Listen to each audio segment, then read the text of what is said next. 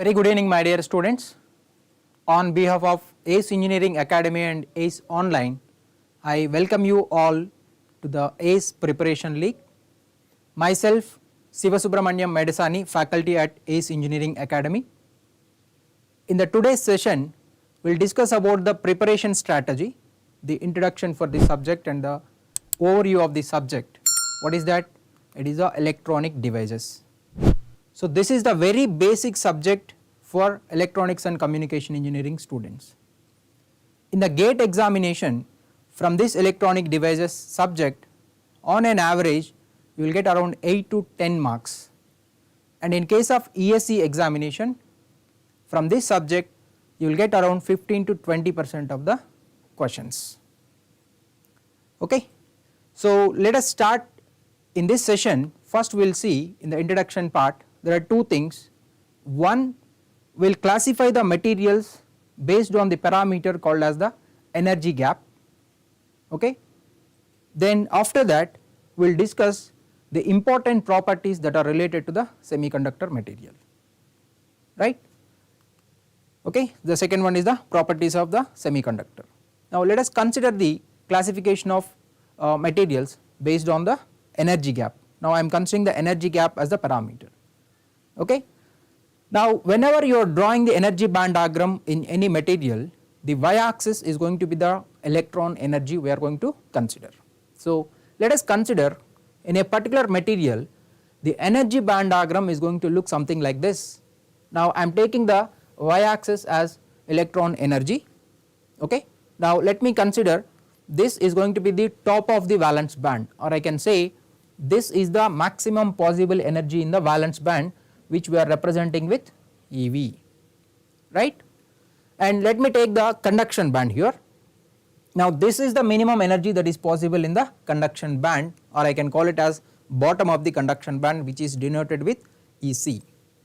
Now you can very clearly see in this there is an overlap of these two bands. There is an overlap of conduction band and the valence band.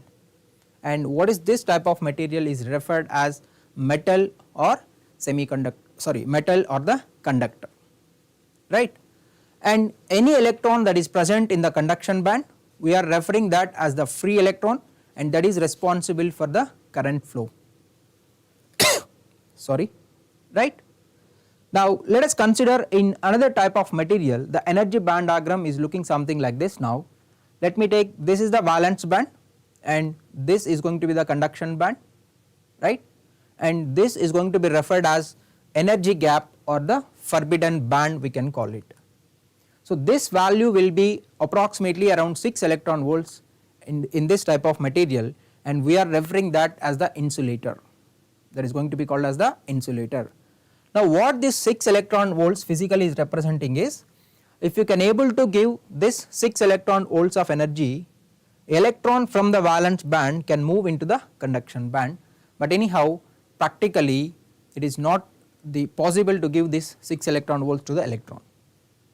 Okay. So the electrical properties, if I want to modify for this insulator, it is going to be very limited. Now let us consider another type of material where the energy gap is going to be something like this now, right. So again I am indicating the valence band and the conduction band, right, and separated by the energy gap. Now this is going to be around 1 electron volt.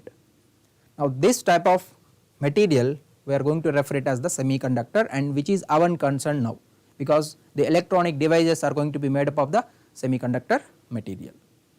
Now practically you can able to give this 1 electron volt energy to the valence electron, so that you can move this valence electron into the conduction band. Now suppose an electron which is present in the valence band, now if I can able to give this energy which can move into the conduction band. Now this is going to be now free electron, okay, and there is a vacancy or the empty state I can call, that is going to be referred as the hole.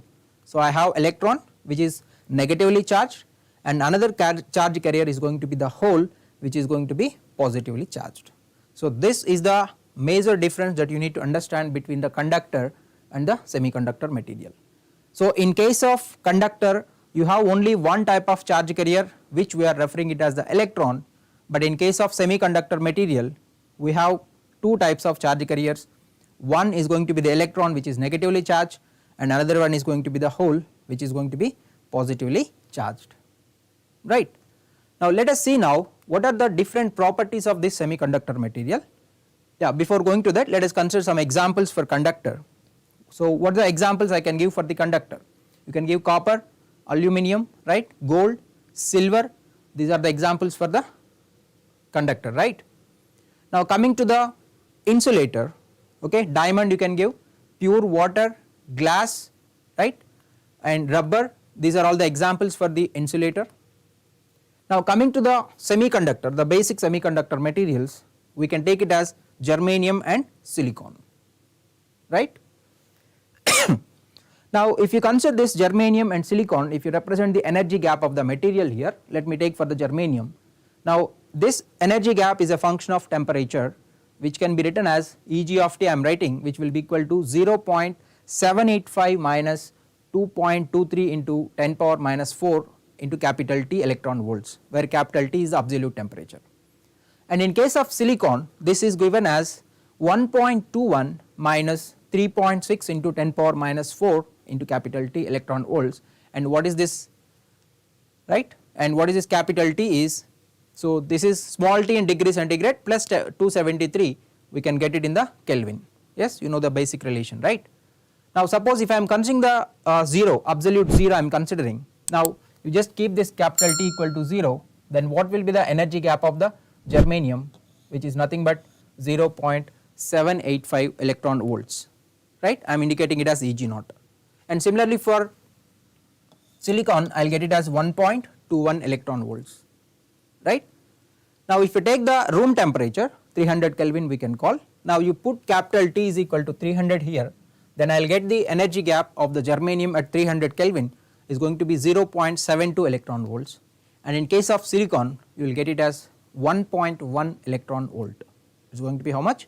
1.1 electron volts. So the energy gap of the material is going to be function of temperature, right. Now let us consider the properties of the semiconductor. Now very first thing that we need to understand, what are the different types of charges I am having, or what is the polarity of the charge carriers I am going to have here, because I have two types of charge carriers. In the previous slide we have seen, right. So that is the first one. So polarity of charge carriers. Now the second one is how many number of carriers you are going to have in the material, it will decide the conductivity of the material or the other electrical properties of the material. So second one is nothing but it is going to be the carrier concentration I can call, or concentration of charge carriers.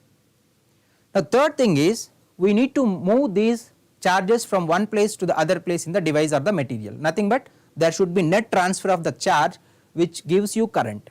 So I can take the third property, transport of charge carriers, right, and how these charge carriers are going to interact with the electromagnetic field, okay. So interaction with the electromagnetic field. So these are the four things.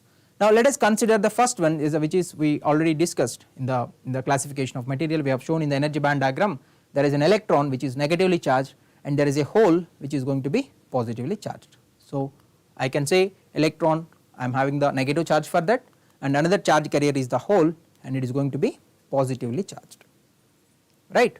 Now let us see the second one, which is very important one, okay, and unique property of your semiconductor material, okay. Now let us take the concentration of charge carriers.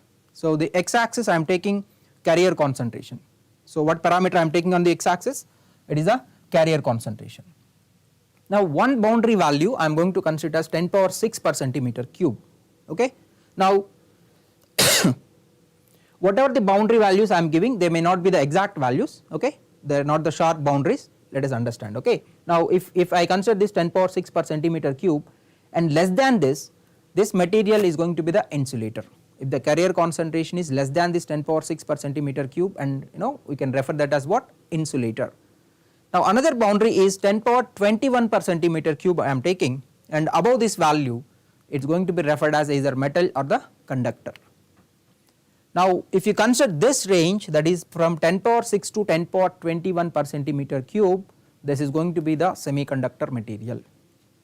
Now you can clearly observe from this there are 15 orders of magnitude you can change this carrier concentration. It is not a small value, please try to understand this. How many? 15 orders of magnitude I can change the carrier concentration. How you can change this? One is process called as the doping, second one is called as the illumination, third one by changing the temperature, right. So this for the semiconductor I can vary this. One process we can call it as what? Doping, right, and another process is called as illumination, that is I am applying the light energy or the photon energy to the semiconductor material, and third one by changing the temperature, by changing what? Temperature. So you can see I can change the carrier concentration in semiconductor material in the order of 15 orders of magnitude by taking these processes. One is the doping, another one illumination, and third one is the temperature. So this is the unique property of the semiconductor material, right. Now let us go to the third one, which is the transport of charge carriers, right. Now we know when you apply the electric field or you create the potential gradient, then the charge carriers will move or drift from one place to the other, nothing but I can say they will move from higher energy level to the lower energy level. So that current we will call it as the drift current or the drift transport. So why I am getting this is because of what? Potential gradient. Drift current is because of what? Potential gradient. Now carriers will move from higher concentration to lower concentration. Now the second type of current or the transport mechanism I can have is the diffusion current or the diffusion transport mechanism. Now why I am getting this is because of the concentration gradient. I am getting the diffusion current. What is the source for that? It is concentration gradient. Now in this case carriers will move from higher concentration to lower concentration. In the previous one higher energy to the lower energy, right. Now the third one is going to be thermoelectric current, right, the name itself is giving. Now this is because of what? Temperature gradient that is going to be present, right. Now these two properties, whatever the diffusion and the thermoelectric currents I am having, these are insignificant in case of metal or the conductor, and they are the unique properties of the semiconductor material, okay. So these two are insignificant in metal. Anyhow drift current will be present even in the metal or the conductor, but these two are insignificant, they are the unique properties of the semiconductor material, right. Now let us go to the fourth property. What is it? It is the interaction with the electromagnetic field, right.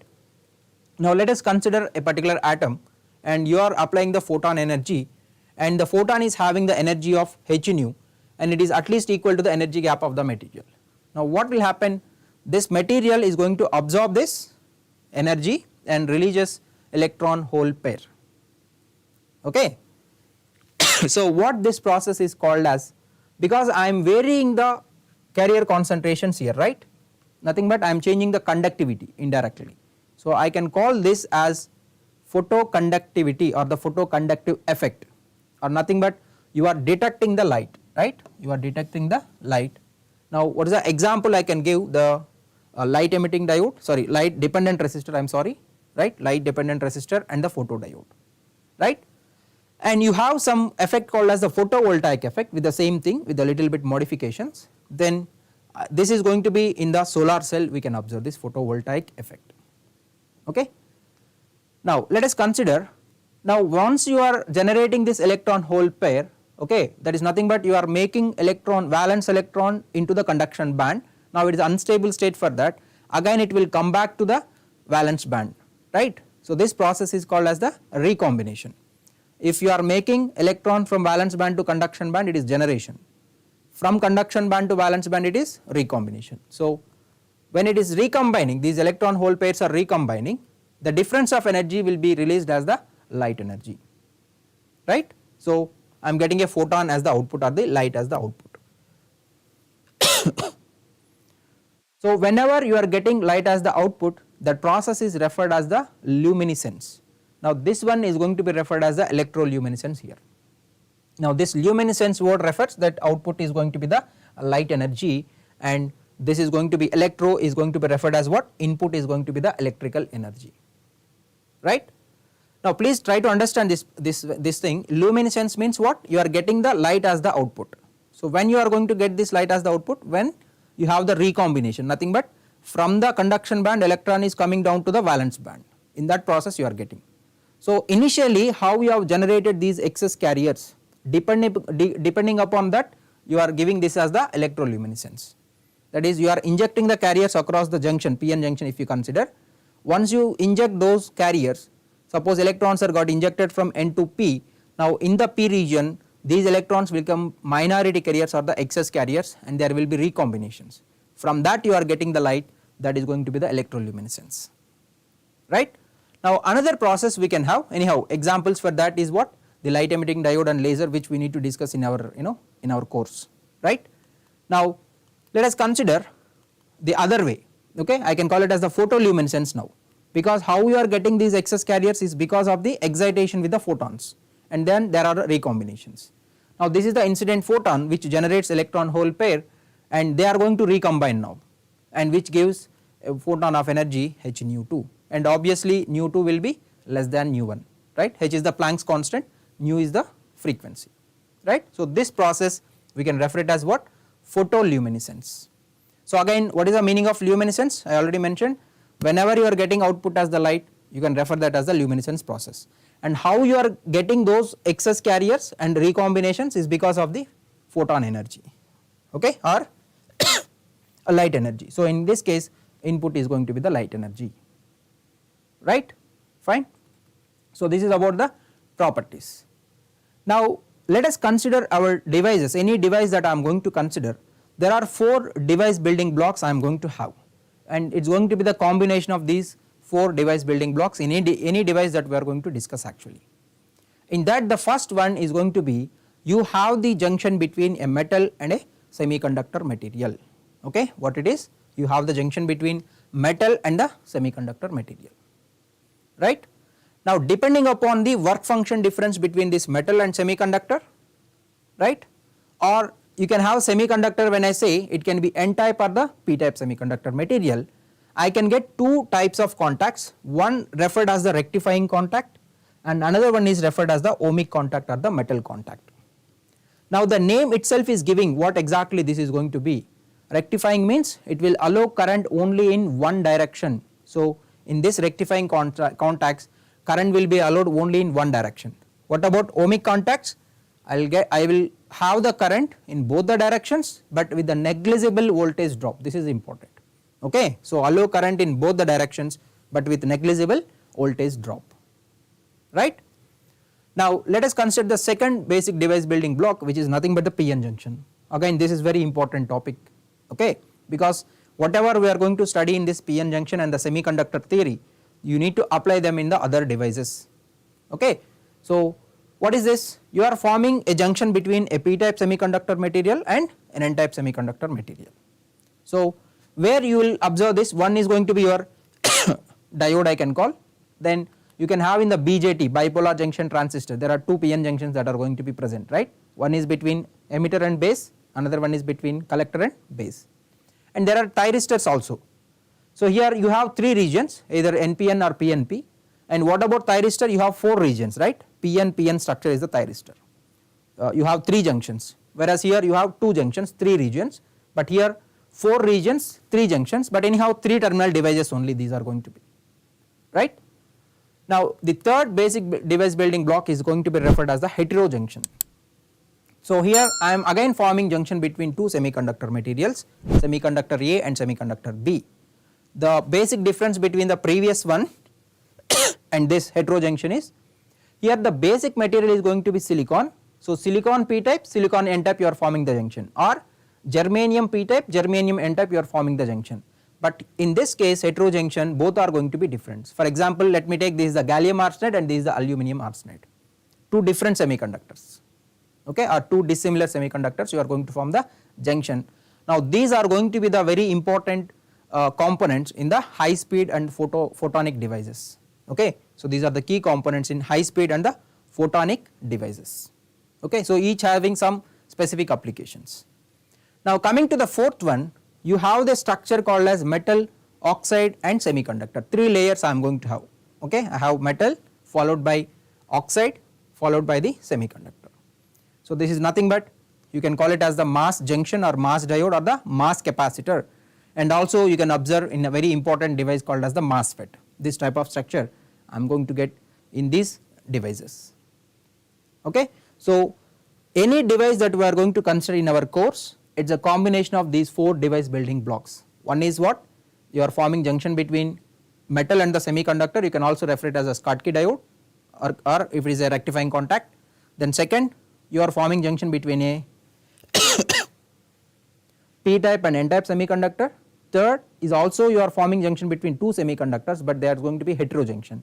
And fourth one, you have metal oxide semiconductor interface, right. Now let us consider our course, what is the different topics that you need to understand, okay. There is a sequence, or the you need to study your subjects, okay. Not only this subject, any subject you consider, you need to first get thorough with the fundamentals, very basic things you need to understand, right. Then you need to apply those fundamentals in the other concepts, then things will become very easy, okay. Initially when you are learning about the fundamentals, you may feel little difficult, but if you spend enough time on these fundamentals, things will become very easy. And sorry, you need to relate one topic to the other. Please remember that whatever you are learning in the basics, you must be able to apply them in the other concepts, okay. So that will come when you practice, right. Now we are going to discuss this electronic devices. Very heart of this electronic devices is going to be the semiconductor theory, okay. So this is very important. Again and again I am mentioning this point, semiconductor theory, because your device is made up of what? Semiconductor material. So if I know clearly the properties or the characteristics of the semiconductor material, I can clearly understand the characteristics of the device. And if you understand clearly the electronic devices, you can understand the application part, which is nothing but your analog electronics and the digital electronics, right. Now after this we will discuss about a 2-terminal device which is called as the PN junction or PN junction diode, right. Now after this we will go for special purpose diodes and optoelectronic devices. What they are? Special purpose diodes and the optoelectronic devices. Now in these 2 devices, they are going to be the 2-terminal devices only, but now we have a 3-terminal device which is called as the transistor. Now this transistor, you can call it as one as the bipolar device and another one is called as the unipolar device. The name itself is again giving, bi means 2, polar is the polarity. Now we know in the semiconductor material I have 2 types of charge carriers. What they are? One is the electron, another one is the hole. One is electron is negatively charged, hole is positively charged, right. So current is because of both the types of charge carriers, then I will refer that particular device as the bipolar device. Now coming to unipolar, uni means 1, polar is the polarity. So current is either because of electron or either because of hole. If I sorry, if I have current because of only electrons, then I will refer that as the N channel device. If current is because of only holes, we will refer that particular device as the P channel device, right. Now what is bipolar device? Example, I can give the bipolar junction transistor. Again the name is very clearly mentioning that current, bipolar means current is because of 2 charge carriers, that is electron and hole. Junction, you have a PN junction in that, right. So either it can be NPN structure or the PNP structure I can have, right. And what are the terminals I am going to have here? For this I will have emitter, right, base and collector. These are the 3 terminals of the BJT. And coming to the unipolar, field effect transistor can be taken as the example. Now again this you have 2 things, one is JFET, junction field effect transistor. Again you can see junction means there is a PN junction that is going to be present, and MOSFET, metal oxide semiconductor field effect transistor. One of the basic device building block is your mass structure, right. And analogous to emitter, you have a terminal called as the source here. Analogous to base, you have a terminal called as the gate, and analogous to collector, you have a terminal called as the drain. So again this is also a 3-terminal device, right. So after discussing these 2 terminal devices, we will go for 3 terminal devices. In that, the first one we will discuss about bipolar junction transistor, and after that we will discuss junction field effect transistor, right. We need to understand this. Then you need to understand clearly about a 2 terminal device again, which is called as the mass capacitor. Before going to the MOSFET, we need to understand this mass capacitor clearly, right. And most of the properties that what we are going to discuss here will be applicable even in the MOSFET. So after this we will go for a 3 terminal a 3 terminal device called as metal oxide semiconductor field effect transistor, which is MOSFET. And finally we have combination of N channel and P channel devices, and which we will refer it as the complementary metal oxide semiconductor, which is CMOS. Okay. So complementary, why you are calling? Because N channel and P channel devices, okay, they will behave complementary. That is, if you are in a particular input, your NMOS is on, the PMOS will be off. If NMOS is off, PMOS will be on, right. So these are the different chapters or the devices that you need to clearly understand. Okay. Please, some of you may think this junction field effect transistor is not required for the gate examination purpose, but my sincere advice is, please understand that also you will have continuity, okay, you will have continuity of the devices. Okay. Now as I mentioned many times, the very basic things that we need to understand in this electronic devices is going to be these 2 chapters. One is the semiconductor theory and another one is going to be the PN junction. These 2 are very very important, again and again I am mentioning. So whatever you are learning in this semiconductor theory and the PN junction, right, if you understand very clearly, I can say almost 75 to 80% of your subject is completed. Only the thing is you need to apply these concepts in the other devices, that is all. Okay. So try to spend enough time on these 2 chapters, one is the semiconductor theory and the PN junction.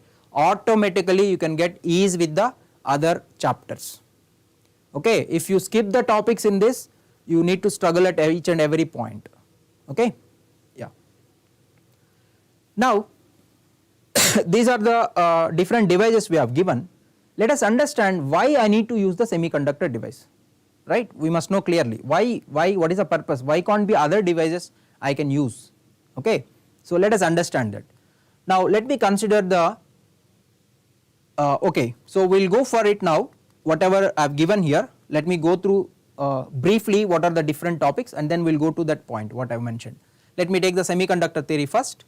Now this we can make it into 4 parts in the logical way. Okay. First thing is, I must know how many number of carriers are going to be present in the semiconductor material. I can say it as equilibrium carrier concentration. What it is referred? Equilibrium carrier concentration.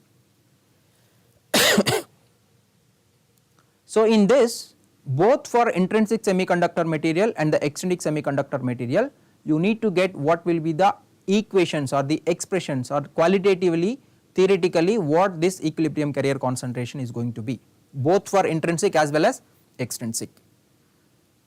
Now you can, if you understand intrinsic semiconductor clearly, with a little bit modifications you can get understanding of the extrinsic semiconductor material. Please do not think this is the separate, intrinsic semiconductor is separate and the extrinsic is separate. Okay. There is a common thing, right. How you are getting the extrinsic semiconductor material? By doping the intrinsic material with the 3rd group element or the 5th group element, you are getting what?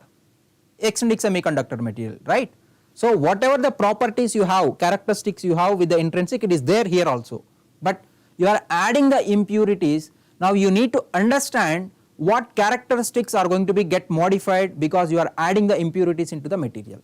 That is what you need to understand, right. So you can analyze this semiconductors in bond model, nothing but the covalent bonds are going to be present. Another one is called as energy band model. Here the information is going to be the same, either you take the bond model or the energy band model, information is the same, but you are representing in 2 different forms. Okay. The same thing you can do for extrinsic semiconductor material also, right. Now once we know how many number of carriers I have, right, now you need to make these charges to move from one place to the other place in the semiconductor material or the device, nothing but I can simply call it as what? Carrier transport. So in this we we need to understand about the drift transport or the drift current. Second one is going to be the second type of current is the diffusion current. Anyhow, thermoelectric currents we do not consider here, only two types of currents we need to understand, one is the drift, another one is the diffusion. So if you get these two equations, drift and diffusion, now I can get two equations to solve in the device analysis. One is called as the transport equation of electrons, another one is going to be the transport equation of holes. At the end of this session we will see what those equations are going to be, right. Now once we have done with this, we know how many number of carrier concentration I am having at equilibrium condition. Now I am going to disturb this equilibrium condition, nothing but I am going to generate the excess carriers. Okay, again this is going to be the unique property of the semiconductor material.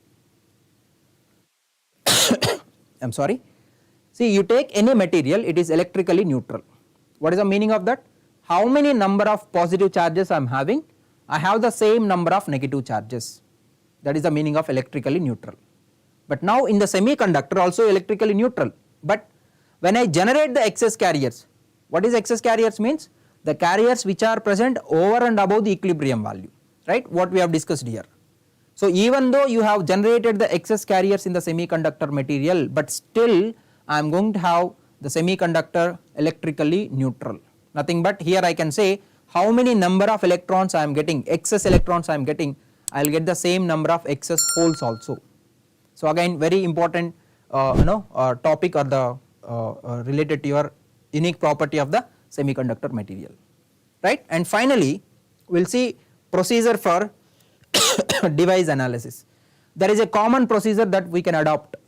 Okay, any device that we are going to consider in our course, there is a common procedure. This also at the final stage we will discuss this briefly, right. What we are going to do here is we will derive continuity equation for electron and the continuity equation for the hole, and here we got transport equation of electron, transport equation of hole, total 4 equations you have, and there is one more called as the Gauss law. So these are the 5 equations we need to solve, okay, in the analysis of any device that we are going to consider, right. We will see that at the end of the session we will see that what those equations are going to be. So this is about the semiconductor theory. Now the next topic is the PN junction. So this is the basic two terminal device. Now any device you consider, the analysis we are going to do under equilibrium condition first, okay. What is that? Equilibrium analysis is very important, okay, and I can also call this as the zero bias, okay, or the open circuit condition of the device. So first we need to understand clearly about this device under equilibrium condition. Now when I say equilibrium, when you apply the bias condition, now I can call this as the quasi equilibrium. This is one more physical situation I can call it, right. So after this we need to get the VI characteristics, that is nothing but when you apply the bias for the device, what type of characteristics I am going to get. So we will get to know that in the VI characteristics.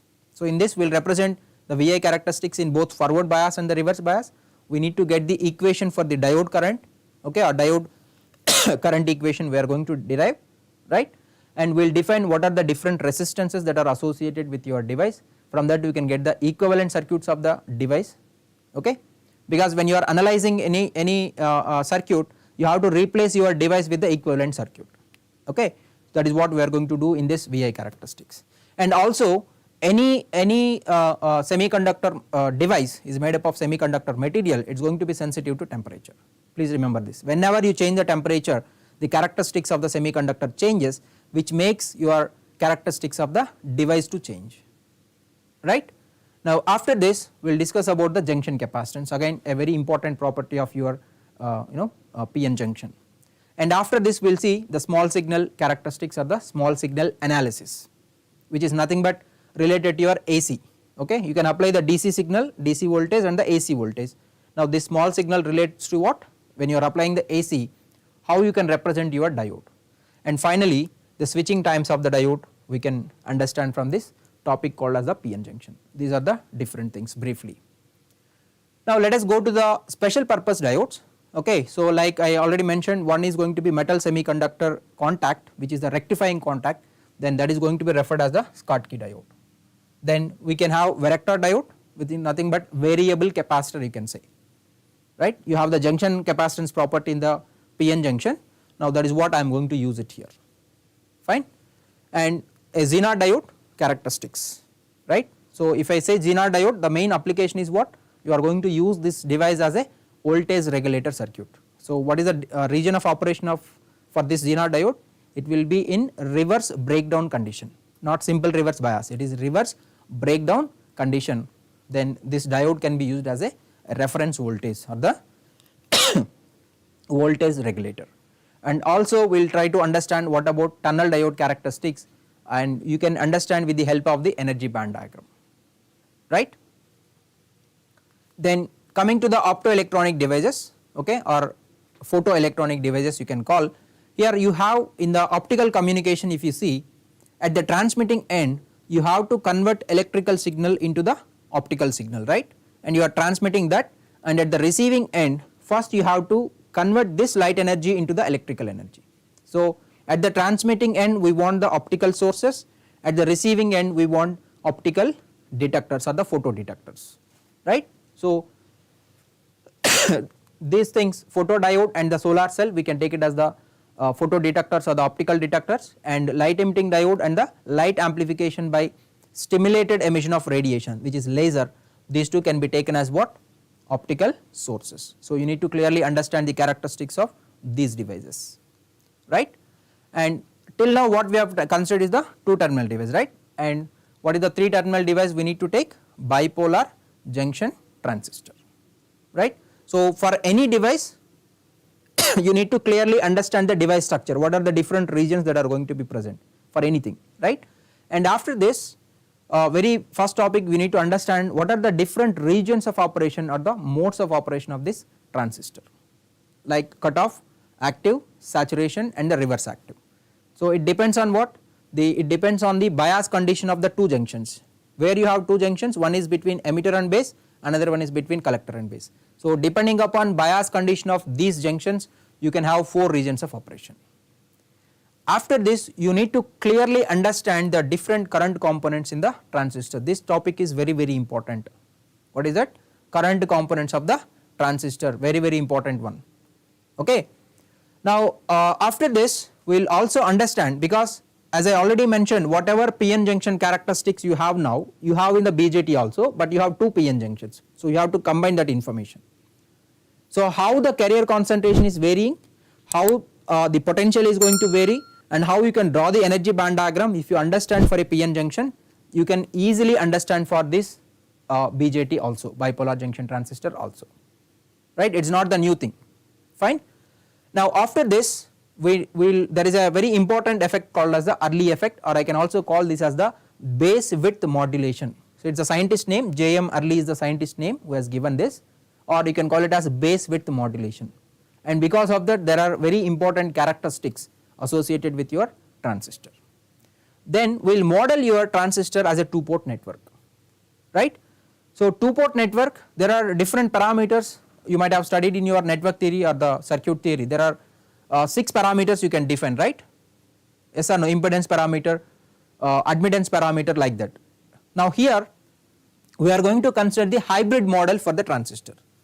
The reason why I am choosing the hybrid model is, in the hybrid model I can get the sorry, input impedance, output impedance, what is the current gain, what is the voltage gain. So all the 4 parameters I can able to get it.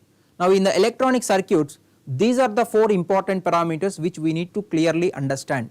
One is input impedance, second one is output impedance, what is the current gain, what is the voltage gain. So with one analysis I can get the transistor characteristics. So that is why we will develop here, we need to develop or we need to understand clearly the hybrid equivalent circuit of your transistor, right.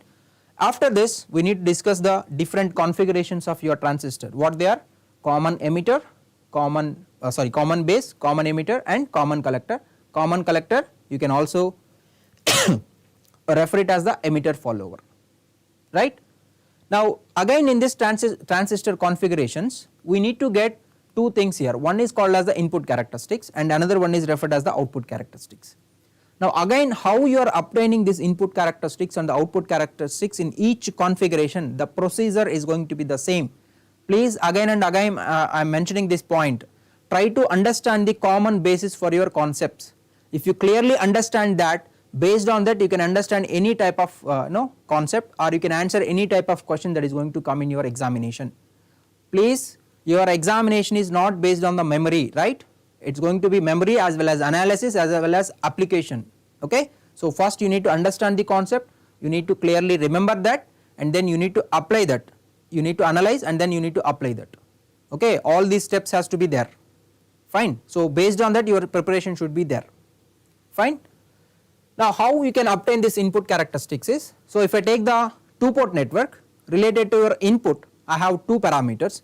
One is I can call it as the input voltage, which is V1, and I can have input current which I can refer it as I1, okay. So this is for port 1.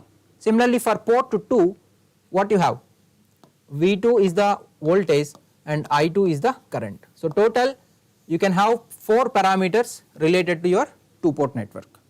Now out of this we can select 2 variables as the independent variables in 4C2 ways, nothing but 6 ways. So that is why you have 6 parameters for your two port network, Z parameters sorry, or impedance parameters, admittance parameters, transmission parameters, inverse transmission parameters, hybrid parameters and the G parameters, depending upon what variable you have taken it as the independent. Now in case of H parameters, okay, when I am talking about H parameters or the hybrid parameters, right. Now I am going to select the input current, that is I1, okay, and the output voltage which is nothing but V2. So these two I am going to take them as independent variables. What they are? We are going to take it as what? Independent variables or parameters. These are independent variables, right. Then obviously the other two, the remaining two are what? Your input voltage V1 and the output current I2. Now you can express these two parameters in terms of the independent parameters. That is, I can write now what? I can write it as V1 as some function f1 of I1 comma V2, and what about I2 is some function f2 of I1 comma V2, right. So if you want to obtain the input characteristics, I need to keep the output voltage constant because I am taking this as the independent parameter, keep that as constant. Vary the input voltage, vary this input voltage, okay. V1 I am going to vary, then according to that there will be variation of the I1 right. This is how you can obtain the input characteristics, any configuration. And coming to the output characteristics, now you keep the input current as constant because the independent variable is nothing but what? You can see I1 is independent variable, so that is why I am keeping I1 as constant. Vary the output voltage V2, then accordingly I will get the output current I2, right. Now for example, you take the common base configuration for example. Now the name itself is giving base terminal is the common, your input terminal will be the emitter, output terminal will be the collector. So what will be your input voltage V1? I can write now VEB. What about input current? IE. What is your output voltage? VCB. What is your output current? IC. You are identifying just V1, I1, V2, I2 depending upon your configuration. I am just giving the example. So how to get input characteristics? You have to keep the output voltage constant. What is output voltage here? VCB. Now I need to keep this VCB constant. Vary the input voltage. What is input voltage? VEB. Vary this VEB. You will get according to this input current. What is that? IE. That is all. Now coming to the output characteristics, you need to keep your input current as constant. What is input current? Emitter current. What is that? IE. So keep IE as constant. Now you need to vary the output voltage. What is that? VCB. So vary VCB. According to that I am going to get the output current which is nothing but IC. So depending upon your configuration you identify what is V1, what is I1, what is V2 and I2, then this is the procedure you can follow. Hope I am clear, right? Now the next device is the junction field effect transistor, right. So when you consider the field effect transistor, like in the BJT you need to obtain input and output characteristics in each configuration. When you talk about the field effect transistor, we need to get drain characteristics and the transfer characteristics, right. So we need to obtain first the drain characteristics, we will see how we can able to obtain, and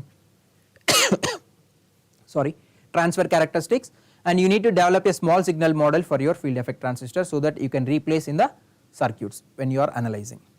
Now again there is a common procedure that you can adapt to get this drain characteristics. This is applicable for your JFET as well as MOSFET, either it is N channel or P channel, even in the MOSFET whether it is the enhancement mode or the depletion mode, procedure is the same. Okay. Now how to get drain characteristics is, because for the field effect transistor there are two voltages, one is VGS, another one is VDS. So your drain current is decided by these two factors, right. Now to get this drain characteristics, I am going to keep VGS constant, then vary VDS. According to this there is a variation in the drain current. And if you want to get the transfer characteristics, whenever you are using this transfer, it represents that you are relating one input variable with the one output variable.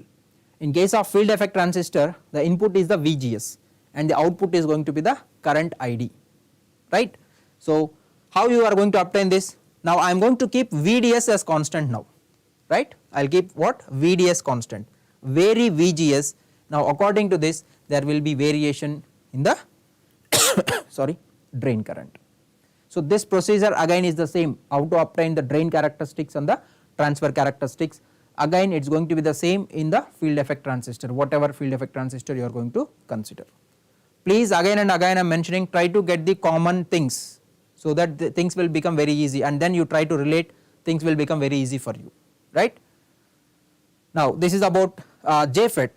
Now there is one more, okay, a two terminal device which is a very important in your examination point of view as well as conceptually, this topic, then your MOSFET and the CMOS. These three are in examination point of view, they are very very important. It does not mean you are not supposed to read other topics, okay. As I already mentioned, semiconductor theory and the PN junction, if you can understand clearly, the other things will become very easy, otherwise you have to struggle at each and every point, okay. But if you see around 5 to 6 years of gate examination papers, they are giving more emphasis on these three topics. One is the mass capacitor, another one is MOSFET, the third one will be the CMOS, right. And even in the interviews when you go, these topics are going to be very very important, okay. Yeah. Now this is a two terminal device, one is going to be the gate, I can call the one terminal, the other terminal will be the body. So when I say capacitor, obviously I need to obtain what characteristics, how the capacitance is going to vary with respect to the applied voltage. So CV characteristics we need to obtain, that is the final objective, right. Now for that we need to understand how the charge is going to vary in the device with respect to the applied voltage. So first we need to get QV characteristics, that is charge voltage characteristics, we need to get it, right. So there are again the device analysis, as I mentioned, equilibrium analysis is the starting point, okay. Then there is a mode of three different modes of operation you are going to have, called as the accumulation mode, depletion mode and the inversion mode. These are the three modes of operation that we need to understand, and how the surface charge or the interface charge is going to change depending upon your applied voltage, we need to get here. So conceptually if you understand this QV characteristics, your mass capacitor is completed. Now the same information we are going to put in the energy band diagram also, the same information whatever you have here will represent in the energy band diagram, right. And finally we will get the CV characteristics, because that is the main objective, right. Now here what we can understand initially is by taking the ideal mass capacitor, very simple mass capacitor, okay, where we are ignoring the metal and semiconductor work function difference, we are ignoring, and there will be different charges at the interface, that also we are keeping them 0. But anyhow we need to consider the non-ideal mass capacitor also, where we will consider only two things. One is the work function difference between the metal and semiconductor, we will take into the consideration, and another one, there is a fixed charge at the interface, how this is going to affect, mainly the threshold voltage. That is what we are going to discuss in the non-ideal mass capacitor, right. So this is about the mass capacitor. Now we will go for MOSFET, or you can also call it as insulated gate field effect transistor, because this is the mass structure, this oxide layer will insulate your metal and the semiconductor, and that is the reason why you are calling it as insulated gate field effect transistor. Now you can operate in two modes, one is called as the enhancement mode and another one is referred as the depletion mode, right.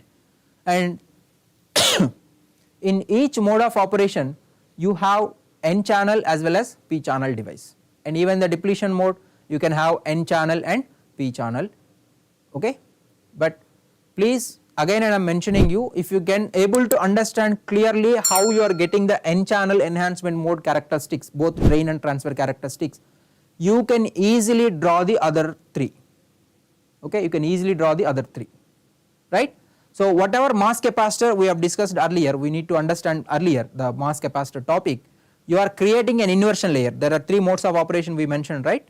So inversion mode, now your mass capacitor you are operating in that. So if I say N channel MOSFET, the substrate will be P substrate. If I say P channel MOSFET, the substrate will be N type substrate, and you are creating an inversion layer, right. So what are the different things that we need to get to understand in this topic, MOSFET topic is, as I already mentioned, field effect transistor means you have to obtain drain and transfer characteristics. So these are the 2 topics that we need to understand first. Now anyhow, here we are taking the ideal conditions and we need to have non-ideal VI characteristics also. So under this we need to understand what is the channel length modulation effect, what is the body effect, okay, what is the subthreshold conduction, what are the different breakdown mechanisms that are going to be possible in the device, and what are the temperature effects. And along with that, if I reduce if I scaling down the device, nothing but I am reducing the length of the channel as well as width of the channel. One is called as the short channel, another one is called as narrow channel. Now this will affect the threshold voltage. So those things we need to understand in this non-ideal VI characteristics, right.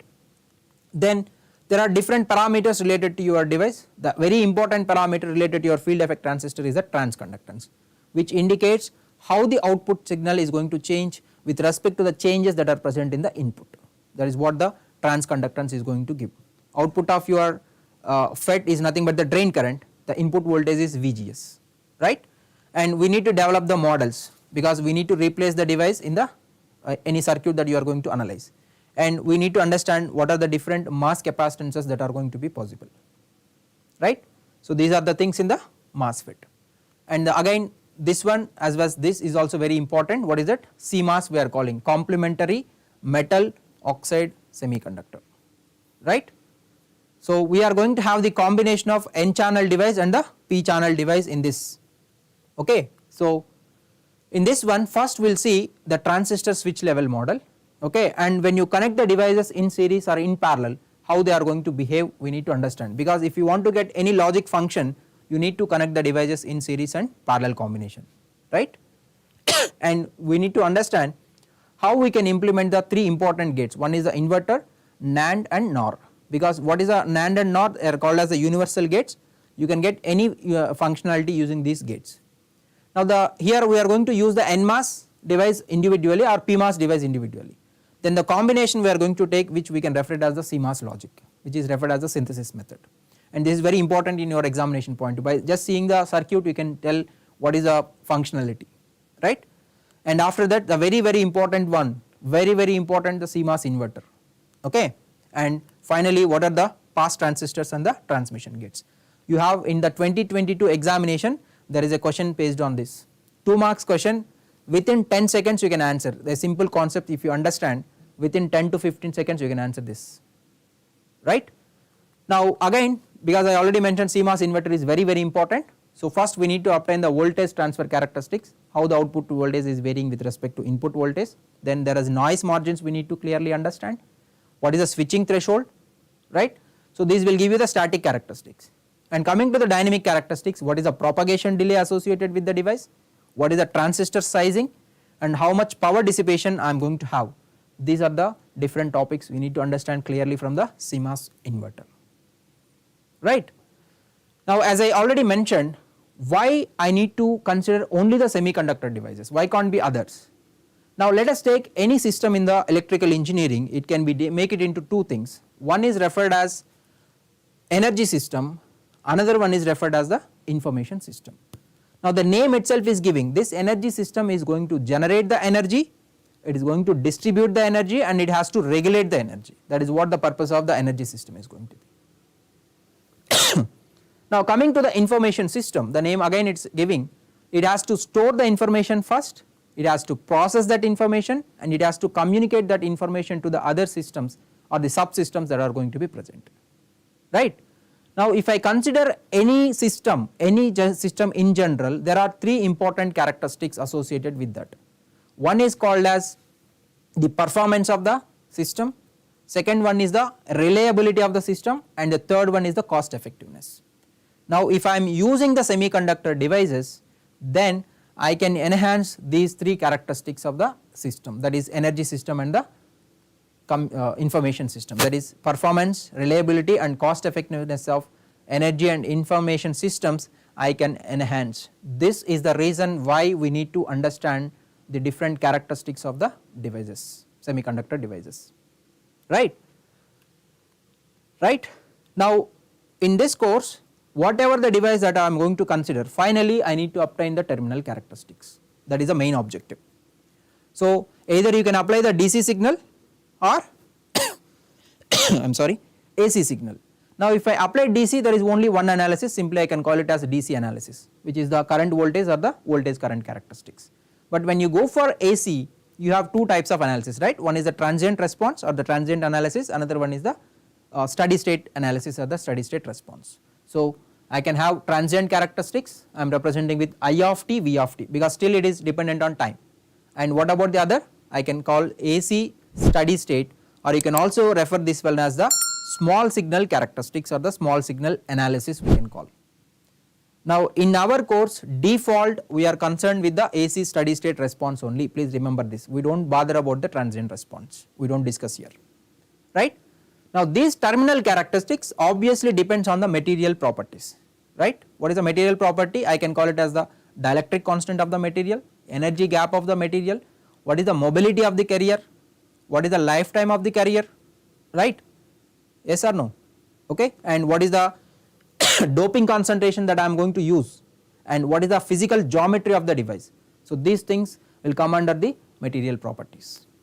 And there is one more thing which is called as the ambient condition. What is that? Ambient condition. Now default ambient condition is going to be temperature, obviously temperature, and another one is referred as the illumination, right. So you take any device analysis, we need to have clear understanding of these three things. One is the terminal characteristics, what are the material properties, and what are the ambient conditions, right. Now there are two ways that we can understand, these are the three things, right. Now I know what are the material properties or the parameters and ambient conditions.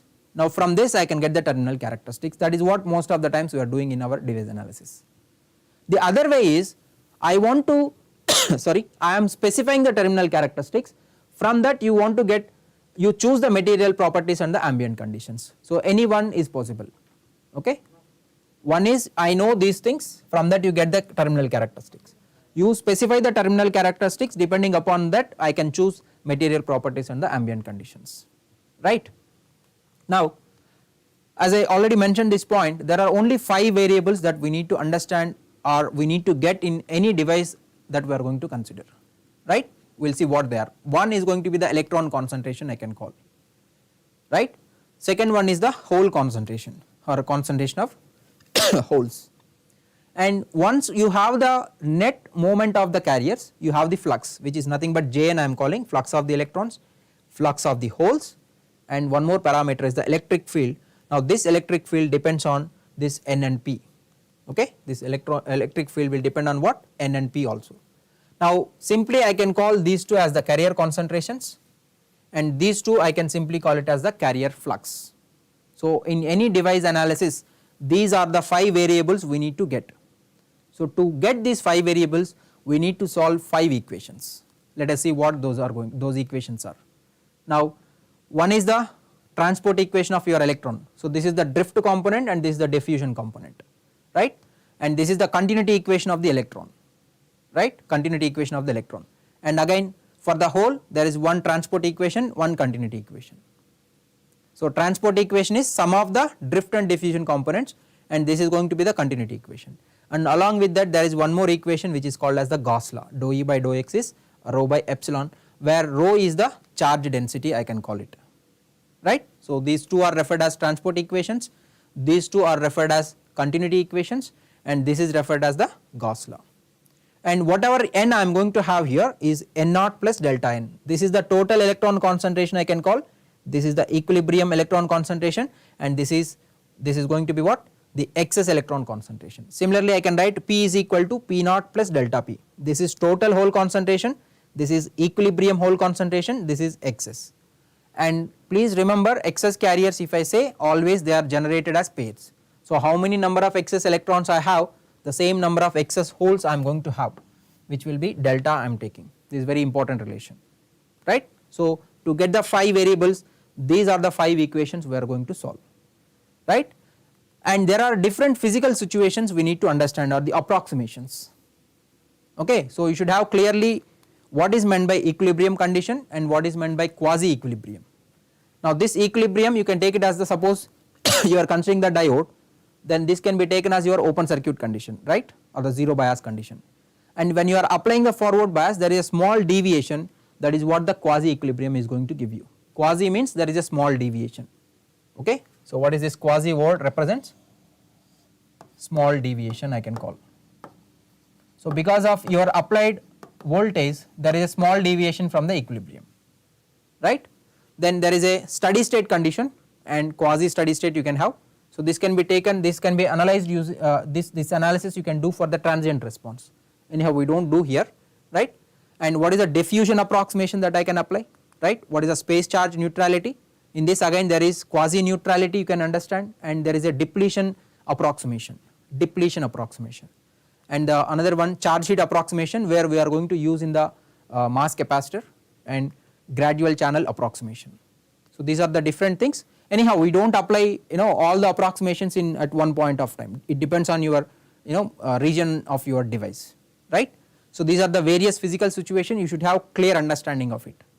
Then we will see, as a given, there is a common procedure we can adopt. The first step is, as I already mentioned, we cannot apply all the approximations in one region of your device. So for that, first you need to partition the device into different regions. The first step is what? You are making partition. Why? Because the same set of approximations may not be holding, or they are going to be not valid in one particular region, right. So for that you need to partition the device. Now the step 2 is the main purpose why you are doing, I already mentioned there are 5 variables we need to get, what they are: N, P, Jn, Jp and E.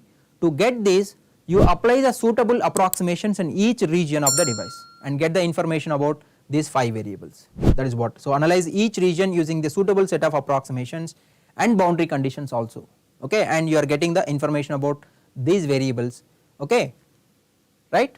Now final step, the step 3 is, whatever information you got in each region, now you need to combine that, and you have to ensure that there is a continuity of these parameters. It is very important, across the boundaries whatever you have, these parameters must be continuous, that is what the step 3 you need to do. So combine the information regarding these 5 variables, okay, obtained in different regions, and you have to ensure that there is a continuity of these parameters.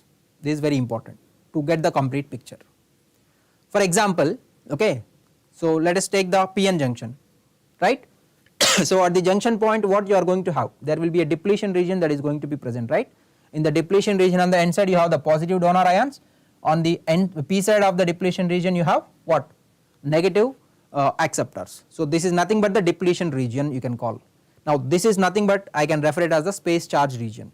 So I can apply space charge approximation here, okay, and these regions excluding your depletion region, I can call it as neutral region. So it is neutral P region and neutral N region. Now whatever you are applying here is different, here is different, here may be different, right, okay, the approximation that we are going to apply, right. So this is what you need to understand in the device analysis, that what we are going to consider here, there are only 5 variables we need to clearly understand. To understand or to get the information about these 5 variables, we need to solve the 5 equations, 2 transport equations, 2 continuity equations and 1 Gauss law, and this is how you can proceed, I already mentioned, okay. So try to understand the common basis, okay. So I wish you all the best, okay, for your preparation. Thank you.